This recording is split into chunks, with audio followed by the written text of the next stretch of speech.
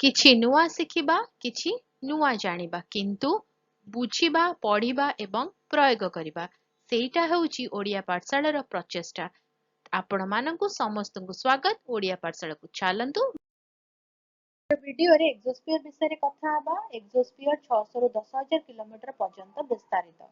ଏହା ପୃଥିବୀର ବାୟୁମଣ୍ଡଳର ବାହ୍ୟତମ ସ୍ତର। ଏହି ସ୍ତର ମୁଖ୍ୟତଃ ହାଇଡ୍ରୋଜେନ ଏବଂ ହିଲିୟମ ପରମାଣୁ ଦ୍ୱାରା ଗଠିତ। କମ୍ କଣିକା ଘନତା ହେତୁ ଏହି ସ୍ତରର ତାପମାତ୍ରା ପରିବର୍ତ୍ତନ ହୁଏ। ଏହି ସ୍ତର ଥଣ୍ଡା କିମ୍ବା ଗରମ ଅନୁଭବ କରେ ନାହିଁ। ସ୍ୟାଟେଲାଇଟ୍ ଏଠାରେ ଘୁରି ବୁଲନ୍ତି। କୌଣସି ସ୍ପଷ୍ଟ ଉପର ସୀମା ନାହିଁ। ଏହି ସ୍ତରକୁ ପୃଥିବୀର ବାୟୁମଣ୍ଡଳ ଅଂଶ ଭାବରେ ବିବେଚନା କରାଯାଏ, କିନ୍ତୁ ଏହା ଏକ ପରିବର୍ତ୍ତନଶୀଳ ମହାକାଶ କ୍ଷେତ୍ର ପରି। ପୃଥିବୀ ବାହାରକୁ ଯାତ୍ରା କରୁଥିବା ମହାକାଶ ଯାନ ଏହି ସ୍ତର ଦେଇ ଗତି କରେ। ଚାପ ପ୍ରାୟ ଅସ୍ତିତ୍ୱହୀନ, ଏହାକୁ ପ୍ରାୟ ଏକ ଶୂନ୍ୟ ସ୍ଥାନ କରିଥାଏ।